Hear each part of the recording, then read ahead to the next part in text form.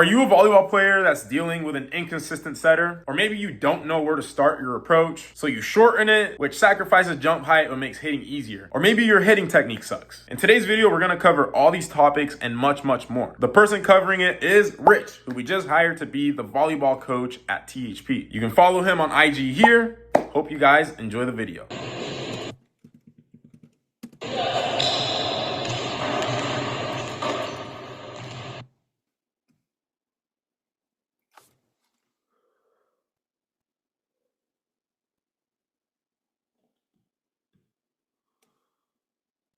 Okay, most of these look pretty good. I like the later ones in terms of ground contact time. Biggest thing for you is try to just have more intention in jumping up, right? You take off here and then you broad jump like, 4 or 5 feet. So try to jump more straight up. Also, I would approach more from a realistic point of view. So if you're out here, right, you're probably hitting outside. So sets will be coming laterally towards you here. So I would start your approach over here and come from outside the court so you can actually swing into the court, okay? Right now you're pretty closed off and just facing straight forward. That doesn't happen too much on outside. And if that does happen, right, if that ball is like, inside or outside, like you'll struggle with getting your feet there. So I would curve around and approach from outside the court.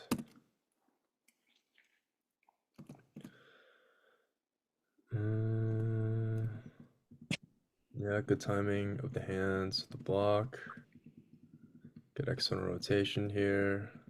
Nice follow through, a little bit of pronation there. Yeah, these are all fun. Are you able to get a setter, Nicholas, to work with you, or is this all you're able to do? The buddy that normally I do play with is injured. Otherwise, I would be. And I'm typically a right side, so Okay, gotcha. If you have a ball, you can just toss it high randomly, like kind of like a basically a topspin serve, and then just make sure it's high, and then just go get it and work on that rather than doing this throwing thing. This does help, but you can do this and just hitting a ball with that high toss to yourself. Okay. Yeah, these are pretty solid though. Nice, nice little roll here, right? Just slight delay, and then you push.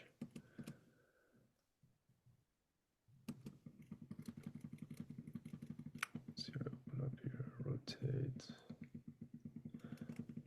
Yeah, I like to see you maybe follow through in a little bit of flexion. If you see like the best hitters hit, right, they always follow through with their chest and they end up a little bit in back flexion. You don't want to go too crazy with it, but it will help you hit a little bit harder and follow through, okay? Okay, that's pretty solid. Nice toss, good cadence on the approach. Good external.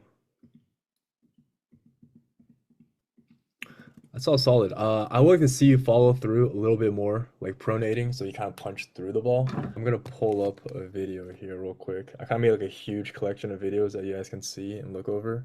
Okay, so I have like jumps here from dunkers and a bunch of volleyball stuff. Here, okay. So you can see this is Mike Ama. Next video. But on his follow through here, you can see that kind of thumb down pronating, it falls through like this. You kind of want to, that allows you to get a hella topspin and just punch through that ball at the very end and you accelerate through that ball. Okay, like that. Okay. Same thing with TJ DeFalco here. Right, you see here, you see the spinal flexion I was talking about, and you can see like if you look at him like from the side, like his arms would be like this, like he's punching kind of through. Yeah, pronating, internal rotation. Okay, so let's look at yours again here. So would you do that same kind of follow through when you're swinging on the outside as well? Yep, yeah, anywhere. The only time you wouldn't do it is if you're going thumb up. If you're going thumb up, it's going to be a little bit more of a flatter swing. Thumb up towards the line, if you're hitting outside. That way, like if you're doing thumb up line, you'll be contacting a little bit inside of you, but you can also wait for the ball to pass by more over your body and then still rotate your whole body through, and you can also still pronate through and go line that way. So there's different ways of hitting line. But in general, you do want to do that because it does allow you to really, I guess, basically it lets you get that whip action at the very end where like your elbow, your forearm shoots forward and you just punch through that ball, right? So if you have that here, you kind of see how you, like your arm like visibly decelerates in comparison to, those guys because, it's straight here. And then you're just missing that little bit of that action at the end there. Let's look over Mike Ama's here again in just full motion. You can see it. Right. the very end, bam, punch through that, okay? Everything else looks pretty good though, as a good serve, solid serve. Not many people are able to do that, to learn to become ambidextrous. I know this beach player, Madison McKibben, did it, but he was a righty, turned into a lefty because he hurt his shoulder before in the past. I think if you want to get to like, you know, the peak levels, you do need specificity, and the more you take time, you know, working on being able to do like, you know, all the plants and all the swings, that kind of takes away from the specificity of, you know, what you need to do. But, you know, if you're not going for like pro, whatever, you just want to be able to do that, then I think that's completely fine. That'd be a good skill to have. Just make sure you really understand the mechanics of the arm swing. So when you're learning on your non-dominant side, you're able to develop good motor patterns when you start learning. Yeah, I mean, if you're a small hitter, biggest thing is getting your vert super high, making sure you read the game and you're able to see things that happen, and then just being good at every single skill. How's Kentaro Miura serve the ball with that kind of spin? I know the serve you're talking about, but I haven't analyzed the serve too much. I imagine just thumb manipulation is the one. Yeah, that's pretty wicked. Yeah, hard to see from this angle, but this kind of ball, the FIB balls, they are a little bit lighter. So when you hit them, they do kind of go crazy compared to in the US, we use the spirals, right? Those red, white, blue ones. Those are heavier, so they won't be able to spin like this. Depends on the ball a lot. But yeah, usually just thumb manipulation, right? Wherever you follow through, you'll be able to put spin on that ball, and then it'll rotate towards that direction, right? Ishikawa does the same thing. He kind of goes thumb up and it curves right to left. You work that out, see how that works for you. By the way, guys, if you want Rich to help you with all your volleyball needs, you can get in a group chat with him and access to a group call once a week where you can ask him whatever questions you want, analyze video technique, or your hitting and your jumping, literally anything related to volleyball by signing up for THP. You can do so by going here. It's 90% off of your first month. It's a crazy deal right now. Go sign up, and I'll see you guys on the other side. Now back to the video. If I can only jump once per week, should I hit for that one time, or should I be using a vert trainer or some combination of both? That's tough. I have to see videos of you jumping. If your jump technique is really good, then feel free to go hit and just work on your arm swing and, you know, your timing, your vision against blocks. If your technique is bad, then I would highly recommend first developing good technique and then going back into volleyball, because, you know, if you don't have good technique, you don't have that foundation. When you get straight into hitting, then you'll just develop a bunch of bad habits. That's what happened to me when I first started out. I started playing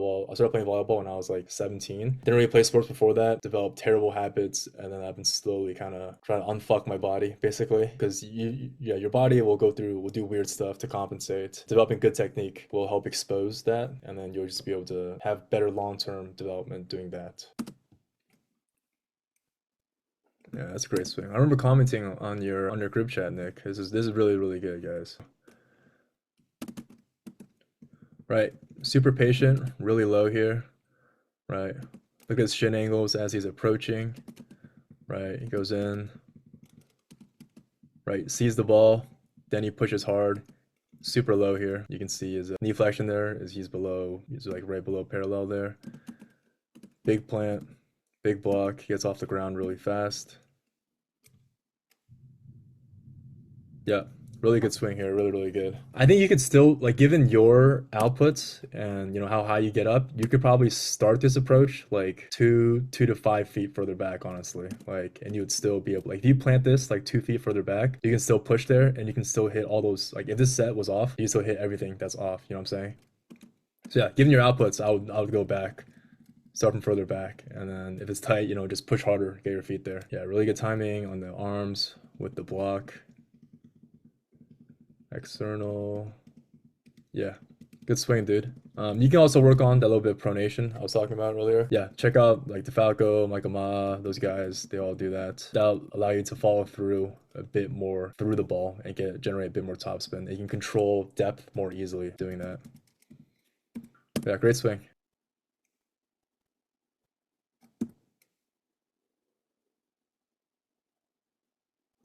Okay, Rowdy, what you're doing here is you start charging in, right? And then you take a big penultimate, but then you realize, oh shoot, well, this ball was behind me. And then you basically have to stop. All that speed you built up just dissipates as heat, right? Bam, dissipating, all these frames are just dissipating, you stop, standing jump, and then you can't really, I imagine you can't really see the block very well here. So yes, the set's off, but I would be a little bit more patient, okay? So you see how you pass and you immediately start going bam, bam, right?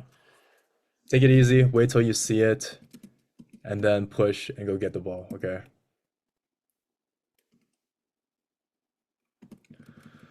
Arm swing mechanics look pretty good. Nice early draw, right? Going for a circular draw. Yeah, arm swing mechanics are fine, honestly. Yeah, biggest thing, just wait, see the ball, push, go get it, okay? So this is a big issue that a lot of volleyball players have, right? You don't have a consistent setter where you can be fully confident in running tempo or, any kind of set with them. So especially when you don't have time to play with a specific setter and get used to them, you gotta be patient, okay? Like if you're patient and you wait till you see the ball, you know exactly what's wrong with that setter's set, right? If I'm waiting, I see the ball, and then I start going as fast as I can to go meet it and cut it off, then I know, oh, well, this set was inside, this set was off, this set was, too tight, whatever it is, right? If you just, assume, just go the same tempo every time and expect the setter to meet up with you, then you have no feedback. You're trying something different every time, he's trying something different every time, and then it would just be very discombobulated, okay? Yeah, especially if you're at open gyms, you don't play with setters usually. Just tell them to put it relatively high to start, and then you be patient, wait, and then you can just give them feedback as you play with them more, all right? If I release train, I can jump a bit higher because like I'm giving him my 105%. What kind of, is that kind of jumping beneficial, or should I avoid it to avoid energy? I'm not really sure. If I really strain, I can jump a bit higher, but it feels like I'm giving it my 105%. You talking about max jumping? Yeah, exactly. So I kind of have a height that I can consistently jump and do it for the whole practice. But if I like strain all of my muscles and give it my all, I can jump a bit higher. But it feels like I'm giving out a lot of energy doing that. When you say giving out a lot of energy, like, do you feel like your ground contact times are really high? Yeah. Okay, so I would go below that. Like when your ground contact time is too high, usually what that means, like you're bringing a lot of speed into your push, which is good, but most likely the set isn't quite where you want it to be, and you're not able to get off the ground fast, and then you have to take longer to kind of adjust while you're on the ground, and it becomes a lot more of a muscular type of jump, pure concentric compared to more tendons. So I would stay in this 90 to 95% range, and then just try to get in some max jumps where you're in control, reaching for the top of the antenna or whatever during breaks, and then that would be your max jump stimulus. Okay, I see. Thanks. yep. Currently off season, replacing news with beach volleyball and tournaments. Okay, PFE. When you're saying you're replacing all your jump training days with beach volleyball and tournaments, are you saying your jump sessions, or are you just not lifting at all? Okay, so you're replacing your jump sessions with beach volleyball and tournaments. Okay. Nah, if you have PFP and you're already playing in these tournaments, especially like if it's multi-day tournaments, then I would just try to add in some max jump stimulus in between breaks. Same thing as I told Merrick. But yeah, just add in some max jump stimulus during like your beach volleyball pickup sessions. And in tournaments, honestly, dude, I wouldn't push it too much because there's already so much volume in tournaments. Yeah, just a bunch of jumps in tournaments. So yeah, I think you don't need to. And just keep working on PFP. Do the stuff that Ben sends to you in the group chat, all that hip and ankle stuff. How would you maximize your jump in situations where you get a shorter approach, like in blocking or transitioning? Starting further out for blocks put me in the way of my middles. Starting further out. When you say starting further out, wouldn't you be more away from the middle? Sorry, I meant starting closer to the middle, starting further out from my blocking target. Gotcha. Okay. So yeah, you just got to get really, really low for these. For the transition, when you get off the net, you got to like as you're landing from your jump, head on a swivel, right? Look for where that ball went if if it went past you or whatever. And then when that dig is right, when you see that dig, right, you land, you got to, instead of backpedaling, you got to turn and book it towards a really good transition. Okay. That would be the best way for the shorter approaches, like in transition, especially. Just get back as fast as you can. Okay. In terms of blocking, then this is just a pure output thing, right? If you don't have time to build in a big push when blocking or just in general on shorter approaches, then it's just this last two, right? You gotta plant and block as hard as you can, stop all momentum and just go straight up, right? That just come with lifting more, training more, increasing your outputs. Biggest thing for blocking that I found is really helpful is roll, right? Especially if they're running tempo, like roll on that penultimate, and then right when you see that ball, like push hard, right? If you're rolling already, and then right when they set, like let's say for example you're playing outside, right, and you're blocking Yapo, right? If you're rolling before you even see the sets going there, the moment it comes out, you push, the middle has more than enough time to close to you. Especially if they're a good middle blocker, right? Good middles, when they're closing, they should be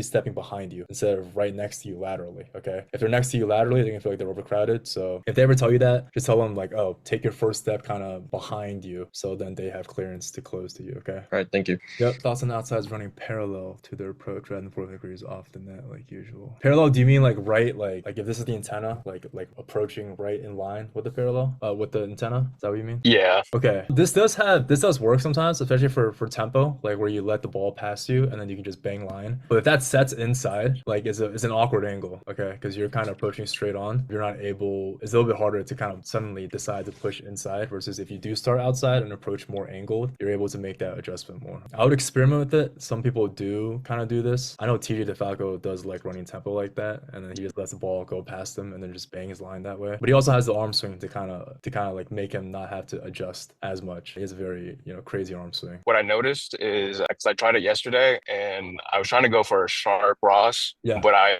wasn't getting on top of it enough. But I was able to bring my body in, and I got between like where 5 and 4 would be. So you like that hard cut shot, or like deep corner in 5. Right. Wait, you're saying you're able to do that by doing the parallel approach? Yeah. Okay. So and you're saying you can't do that when you approach angled? I would say it's much more difficult for me to, maybe it's how I'm approaching or how I'm angling my body, but most times I'm not, unless I'm doing thumb down, I'm not getting that hard cut between 5 and 4. Gotcha. Okay. Yeah, then experiment with it. Fine. I mean, if it works for you, it does work. It does make, like, when you go like more in the court, like it does open up some avenues, especially for tempo, right? If it's a high set, it's a little bit weird doing like that parallel approach. But yeah, honestly, I had to see videos. Do you have videos of you doing both? Yeah, well, I have videos. Let me see. I don't think let me see. It might be uploaded. I can upload it in the chat and then I'll let you look at it. Okay, cool. I'll do that. Thank you.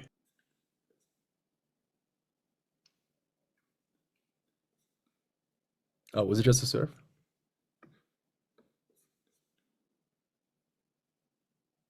So my question underneath was basically that I tend to land on my left leg, on my left side. Yeah. And does it So look you're serving, bad right? too? Yeah. Okay. Yeah, okay. I think the ball is a smidge underneath you. Follow through that ball with your chest so you don't land like backwards like that. Can I go frame by frame or backwards? Yeah. Yeah, you can go frame by frame with dot and a comma. Great. Okay. Okay, honestly, I think the pronation would really help you here, okay? So what's happening is that you're not, like, if you pronate, right? Once you accelerate through, the ball, your hand will follow through here and decelerate naturally, okay? If you swing, if you don't pronate, a lot of times what happens is that your body will compensate and you'll fall through like that instead, okay? So you see how you kind of lean away from that ball at the end there, right? That creates like a counterbalance for your arm to decelerate against your body, okay? So I would really experiment, yeah, with pronating at the very end there. I'll pull up that video again of Falco, a good example. Right, so he falls through, like his arm just decelerates through his body and it comes down nicely, right, as he goes into a little bit of flexion, right? So, right, his swing is so fast and powerful that he still kind of leans back at the very end.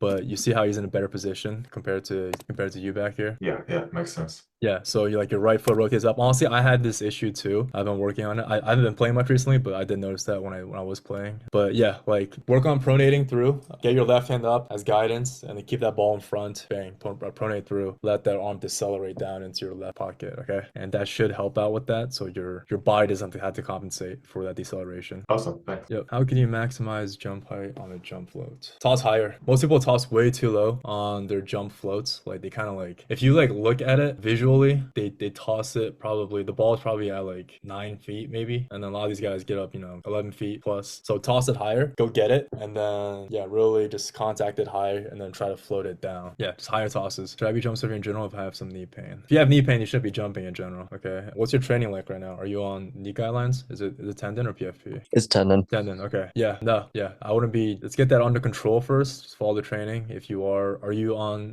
tendon guidelines? I was on a deload for a while. while, and now I'm like kind of just in a cycle with a little bit less jumping. Okay, 1 to 10. What's your knee pain level at? On a good day, I might not test anything. On bad days, I might have like a 3 or 3.5. Okay, definitely. I'd cut back. It's fine. I mean, if you're playing volleyball a lot, then I wouldn't be jump serving. But like, let's say if you want to use jump serving as your jump session, then that's fine as long as you use pain as a guidance. But yeah, if you have knee pain, I would not be playing in like open gyms or anything like where the reps can be like kind of like not ideal. I would isolate the reps. Focus on jump sessions, focus on just hitting sessions where you're in control and you're not like there's no factors that would make you go off the plan and jump more than you should. How to maximize your approach to the right side hitter between the left and right side. Okay, no. Never make your approach shorter. Always try to go longer. Volleyball players, they love doing short approaches and long ground contact times. It makes hitting easier in a sense because you can just do that and then it's a setter's fault. But never do that. Like if you want to, if especially you're on THP, you're training to be an athlete. Be an athlete, have a longer push, have big hitting windows, and then put it on yourself, right? To be the best hitter you can be. Let me pull up your video again up here, right side hit. This looks good, dude. This looks really good. Yeah, I mean you're planting that support leg behind the 10-foot line, that's already really good. That's better than most players. They're always like in front of the 10-foot line. They want to camp up there. But yeah, your intent, everything is great. The thing about right side is the more off the ball is, right? So this pass was not a perfect pass. He set it probably like 4 feet off the net, right? The more around you got to go to kind of compensate. If the set's perfect, I would start your approach more inside and approach along the line, okay? Because then you can really crank line and angle while just hiding it until the last second, and then you don't have to go thumb down to hit that line. But yeah, this is really good. I have a video of Taylor Sanders swinging. Here we go. So see how he approaches, like for these guys, right, the pros, this is like perfect pass. They're in system here, right? He doesn't have to be up here, the setter. But yeah, this is perfect for them. Look at where he's planting support leg of that penultimate, guys. Like that's 15-foot line, right? I made a post on my Instagram today for everyone that follows me about Donovan, and you can see he plants on the diagram. You can see he plants like 15 plus feet behind the net. So Taylor Sanders, right? Classic. Here we go, right? So far back, right? Sees the ball, pushes, detonates line like that. You can see a replay here, right? It's big push. Great swing, and he has all the avenues there, right? You can see the block in front of him, right? That left hand was ended up there. He dropped it. And then, let's see. Yeah, right. So if you look at relation of where the ball comes down, that's exactly where his left hand was as after he dropped it. And then now he's in a perfect position. You can see the block perfectly. The ball is in front, nice and in front at 1 o'clock on his contact. Yeah. Great swing. He does rotate away here, kind of like what Merrick you did there. He wasn't able to pronate. This will happen in game. It's a very, you can isolate it and try to fix it, but in games, in tournaments, you will be landing on 1 foot, so I wouldn't overthink it too much. Yeah. Great swing, right? Let's see it again, right? Look how far back he is. And then bam, right side, he's approaching along the line. So I would try to imitate that, Nick, and see how that goes for you. I did find I had a lot of success approaching more straight, especially for like doubles and beach on the right side. Indoors, it's kind of depends on the person. Some people prefer going wider, some people prefer going more inwards, but I'll experiment with both. Thank you. Yeah, all you players can jump 340 to 350. Up in real games, always expect to do 20 miles over the price speed or height. This is the age-old question that professional volleyball is going towards, that all the THP guys, me, I've had this conversation with John, Ben, we don't agree. Yeah, they do prioritize height over, output on the sets. They die and then they just go for, one-on-one hits. Yeah, I don't know. I think it's a systematic thing, maybe. I don't like, there should be a balance where you're able to prioritize max touch and also have tempo. But I think most people just, since the moment you start playing, when you start running tempo in like early club, you just really prioritize tempo. If you guys ever go to any juniors club tournaments, you'll see it, right? Everyone's shooting it like so fast, and then no hitters can get a max jump, but you are on a one-on-one, and then at that point you're also going up against terrible blockers, so it's really easy to score. But it gets exposed professional level, right? You guys see our U19 team right now, our VNL team, like we're getting destroyed by the top teams because they're just better athletes, right? They're more stable. They will do every skill. They don't specialize the way the way the US does in terms of volleyball. It's hard to say. I don't know. But I think it also, sorry. Yeah, I go think ahead. it also might be because the ball height is taken, like the center of the ball. That's the height they show on the TV. Yeah, And yeah, then yeah, yeah. That's true too. That's a factor. But yeah, just very like it's not very often where I see max jumps these days compared to if you guys watched like 2008 Olympics. I was watching that the other day where the US won the gold, I think. It was really pretty in those guys. Like the tempo is just noticeably slower than it is now. And those guys actually tried to max jump. So that does play a factor, but I think in general, like volleyball is just going towards speed right now, which I don't know, we'll see how it goes. I think ideally though, you can find a fine balance between, max output, max jumping, and the speed. But it'll be tough depending on the setter and the team, and if the coach is willing to run it like that. Nice swing. There we go. Right, left foot, support leg of the penultimate, behind the 10-foot line. Leading with the knee. Good. Nice early draw here. Yeah, that's great. You guys can see like a little bit of pronating at the end there, right? And then, did you fist this? It's like a fist. Yeah, I did. There's some more clips where I'm not doing that, but that day we were just bouncing. So Yeah, I like that. I mean, yeah, you got some good bounce sessions in. Where is this? this is I'm in Texas, but I go to school in Jersey, so this is in Texas. Okay, gotcha. Okay, so this one you're decelerating here, right? You see it, right? You're going slow to fast. You push fast, and then at the very end, you decelerate there. You're a smidge early, but you make it work. I mean, that's what happens a lot. But ideally, I want you to accelerate through that ball. Is Rutgers? Yeah, I played for Rutgers. Club I team? just finished my freshman year. Is it the club team? No, the Varsity? Newark has a D3 team. Oh, okay, awesome. Um, yeah, that's great. I can tell you accelerate through this ball here because it's in front of you. Okay, so yeah, just I always keep that ball in front. You're a smidge early here, and then you see the ball is a little bit tight though. But yeah, I mean that's a good swing. That was good.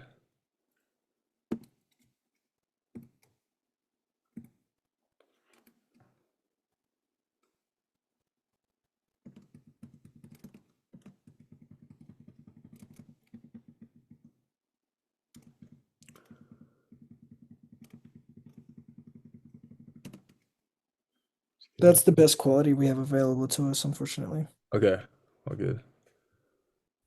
Um, These are all solid, dude. Not too many notes. I do think you can use your body a bit more. Like here, I think your arm is early. Like you're letting it go early. I think keep it behind your body so you can follow through over top. So try to get a little bit more external rotation. Let me pull up the Falco again.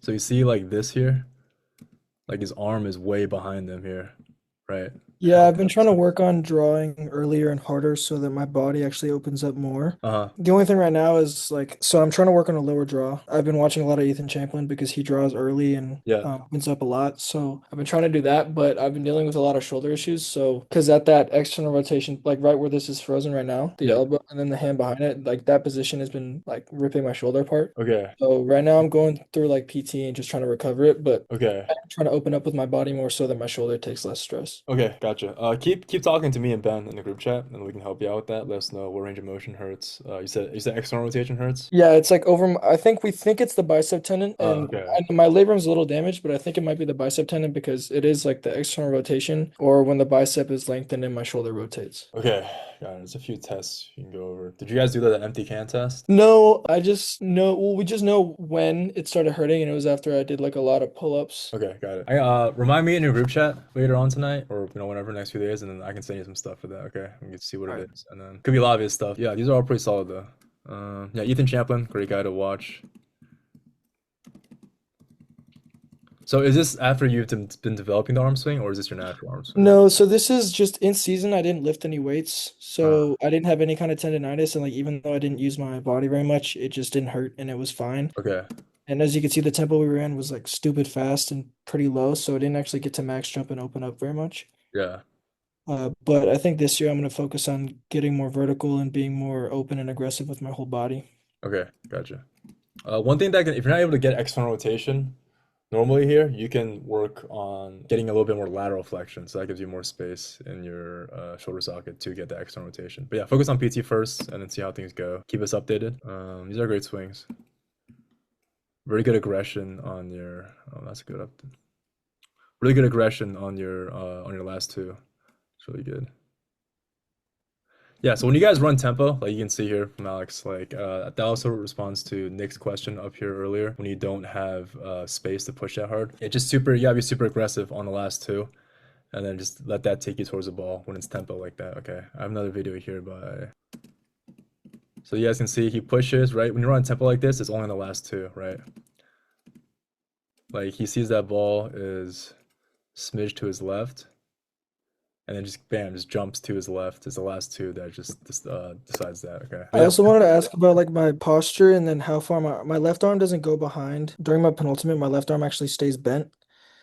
And I was wondering if my posture should be more like leaned over because I'm standing pretty straight up almost every time. But the big is better, but front row, I tend to have an issue of actually getting into like a faster posture. Yeah, so you can hinge a little bit during your approach. That also like be able to, allow you to keep that ball, really see it in front of you versus this upright posture. But I don't think that's a big deal. Like it looks like you deal with it very well. Yeah, I don't think that's something you have to focus on. You can try it out, see how that goes for you. Biggest thing for you is just I think you can just still push harder given your outputs. Yeah, I need to right now I'm heavier, so I'm trying to like I feel stiffer, I don't feel as good, but I think I'm Right. trying to lean back down and then I think with that I'll be a little more mobile Uh-huh. and just have better mechanics in general. Yeah, I mean you're pretty it looks like you're a pretty elastic athlete. So I think this approach works well for you. I don't think you need to change too much, but if you want to try to create more of your acceleration, like you see how the speed you're bringing in, you Mhm. bring in a good amount of speed and then like your penultimate doesn't give you that much acceleration and you just pop up, right? It's kind of like a lot of short penultimate guys have that kind of like Ty 2.0 has an approach like that where it's like a lot of speed. Penultimate just kind of sets you up to block super hard. You can experiment with creating more acceleration from that penultimate, but I The think it's concern, a pretty good the spot. concern for me is like out of system and just in general, like I want to be more of a four-step approach kind of person, not like running into it just because it's more consistent and controllable. Yeah. So I think with like outputs going up and power clean squats, like just as I get stronger, I can be less elastic and momentum dependent, and I can be more focused Yeah, on yeah, like definitely for Alf system. That's a good shout. Definitely for Alf system, you guys, you need to be able to push and then get to that ball, less initial momentum. I think you're in a good spot. But yeah, keep lifting, keep sending us videos.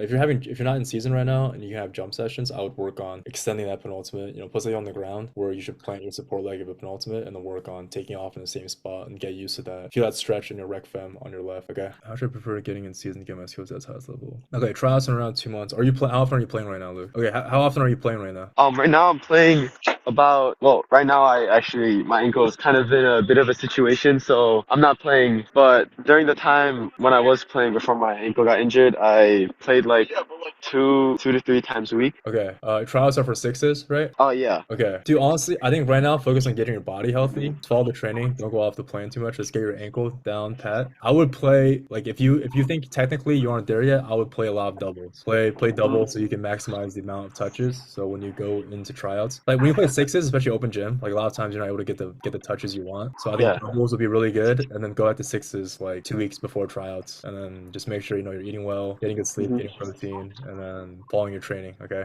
And yeah, send a lot of videos in a group chat. I can help you out with any volleyball skill stuff. All right, thank you. Favorite tips working on making my swing faster. Okay. Feel free to send like rallies, serve receive, defense, blocking, all that stuff. You gotta do all that stuff to be elite at volleyball. What are the exercises to increase arm swing speed? Core is great. I like power presses for stability. You can do rotational cable stuff for rotational forces. Dumbbell barbell pullovers. I like those. Yeah, hit mainly just back, core, back, shoulders, right? Get strong in the military press. Make sure it's strict so you're not using your legs and your traps to take over. Do rows, right? Vertical and horizontal rows. And then just get really strong generally. When you're able to, be strong generally, then you keep playing your sport, you'll naturally just get better arm swing. Okay. Yeah, add in throwing. Throwing would be good, right? Just get like a baseball ball and try to throw it fast. Make sure you have good mechanics, and that's like an isolated thing you can do, right? Because when we play volleyball, right, there's so many factors. There's the ball flying through the air, there's blockers, right? My jump will not be perfect. I'm not in the right position to utilize and learn how to do a better arm swing that is fast. So throwing would help isolate that, which is really good. And that's what Nicholas was doing in those videos, which is good. Do all those. You got some medicine ball throws. Keep training, keep playing, do some throws, and you'll be a good spot. Work on the hitting alone / off season. Usually different angles on different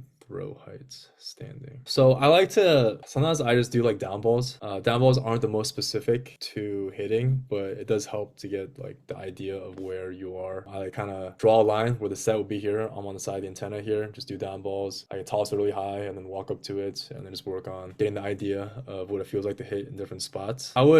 Doubles is just still the best way, I think, to become like just a really seasoned player. You only need 3 people. A grass net isn't like, super expensive. A couple hundred if you are able to afford that. If you can, go mow some lawns, go wash cars, do something, babysit. Yeah, doubles. Like during the off season, dude, that should be where you improve the most, honestly. Where you're playing doubles and you're lifting and your body's healthy. That's the best way to work on all that stuff. And then in doubles, you have so many touches. Make sure you film yourself too. You have all those touches. You're filming yourself. You're watching it over, and you're actually able to apply changes, right? Whereas sixes is just too chaotic, and then it's very hard to isolate those reps like that. Passing very much is also a technical thing. Like if you're not passing correctly the right way, all those reps won't do that much.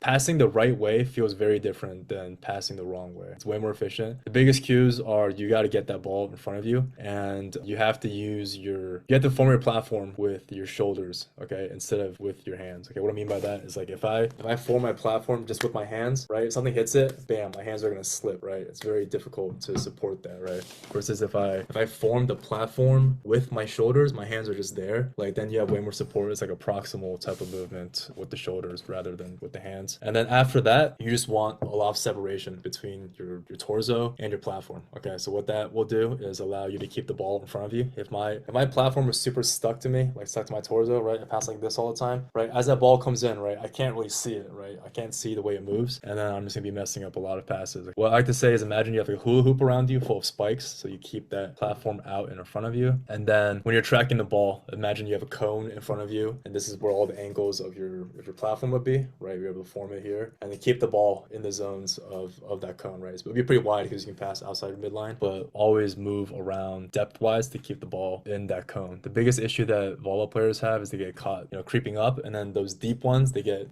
caught up high like this, and then they're screwed. So form the platform with your shoulders, have separation between your torso and your platform, and then keep the ball within that big cone. 3 weeks at the beach, swimming, training, more at passing and digging. Yeah, so 3 weeks at the beach, dude. Like if you have a beach net set up somewhere around there, look around, play beach doubles, right? That will help you so much at all the skills, and then yeah, it will translate so much to indoors, because once you're covering the whole court by yourself on defense with a blocker, blocking, once you go back to sixes, it's way easier, and you're just way more calm because you know what you're supposed to do.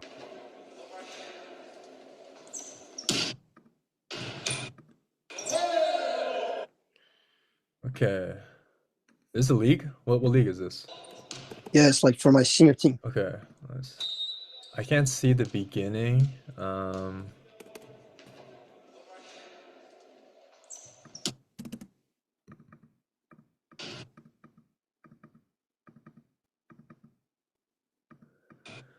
Okay, it just looks like the ball beat you a little bit when you were forming your platform. Your angle wasn't quite right, and then when you pulled back to take power off the serve and keep it on your side, your angle wasn't right. Same thing, right? And then as you pull back, it hits your angle and just shanks to your right. I would be a smidge further back, especially since it's a topper, right? Maybe like if you see pros passing and they're like all the way back here, right? Like the international players, they're like back here. So I'll take like maybe one step back, so you're able to get a little bit more separation on your platform or torso, and then keep that ball within that cone. And then yeah, do you split step? Yeah, I've been trying to split step. I've seen Dustin Wadden's videos. Right, yeah. Split stepping, but okay, yeah, definitely make it a habit to split step every single time before round contact of their serve. Okay, and then take a small step back. This looks like you got beat on the angle. You didn't form it quite as fast as you could have. Thanks. Yep. Okay, get my dogs suppose digs. Stay on my side of the net. I had to see a video. There could be a lot of reasons. You could probably not pulling back enough on your digs to take speed off of it. It could be your angles, right? If my angles is like I'm really digging like this, then the ball is gonna shoot forward regardless if I pull it off, right? It'll still be tight. Just really when you dig, you like split step, be really low so you're underneath it. And then depending on the level it is, like if the speed is very high, then you gotta scoop. But looking at it's a Sand Fours League. Yeah, I think just focus on the angles. This sounds like I think your angles aren't quite there and it's just too sharp and going over on their side. So just when you dig, just get underneath it. Don't be afraid to pop it up. Like when you dig, aim for 20 feet in the air, 10 feet off the net. Okay, that's the best way to dig. And then that way, you know, you guys can run anything you want. If you look at pros dig, dude, usually they dig that super high and then gives you guys time to transition.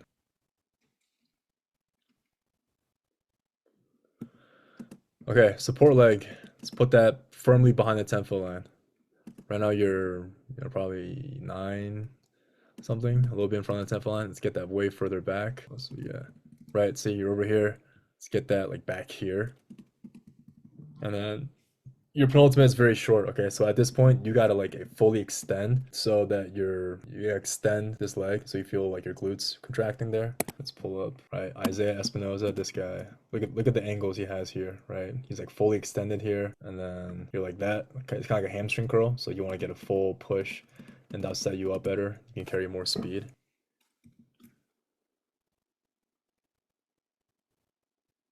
Yeah. So yeah, you see exactly on this hit, right? You're kind of going in already. You're way overcrowded, and at this point, like your penultimate doesn't do anything except just like you kind of blow through, hit the net. So I would plant that the support leg of the penultimate behind the 10-foot line. Wait till you see the ball, right? Like this ball's in the air, you should like be back here right now, and then you see it and then push, jump here, bam, bam, and you would destroy that. This ball is very tight, but you get the idea. Best hits at 24 seconds. Okay, well, 24 seconds. What do we see here, right? You planted the support leg of the penultimate behind the 10-foot line on this swing. So that's why this hit is your best one, okay? So do that for all your hits, okay? That's your biggest focus. Any tips on developing proper arm swing mechanics or any players to watch? Lefty outside hitter. How do you think I should approach the game? Watch that French dude that just graduated from UCI. Oh, and this guy too. What's his face? I forgot his name. Played on UC Irvine. Watch him. Watch this guy. Developing proper arm swing mechanics. I would check out Torque VB on Instagram. He has some stuff. It might be a little bit complicated, but just watch it over and over and search up any terms you don't know, and that would help with that. So support leg behind the 10-foot line. So support leg of the penultimate is basically, so this left foot here, if you go left, right, left, your left will be the support leg of the penultimate. If you're lefty and you go right, left, right, then that right would be the support leg of your penultimate. Okay, so it's basically the foot that's on the ground as you push into your penultimate. Okay, so you always want this foot to be behind the 10-foot line. Okay, because and that would give you way more avenues to hit more off balls and also push to adjust to any set. Basically, if you plant this like up here, then you can only hit what's in front of you, which is over here, and that's very, very little. Okay, and if you guys look at, yeah, so he's pushing like here and then he's maxing out on here. Okay, so if you imagine this ball, because you want to be contacting the ball at the peak of your jump, if this was a set here, he's touching it here, like he's pushing, oh, here's a better angle, right? He's pushing all the way back here, right? So he's like pushing like 12 feet away from where he's contacting the ball. He hit it right there, and then the net will probably be like over here, right? Right, he pushes here.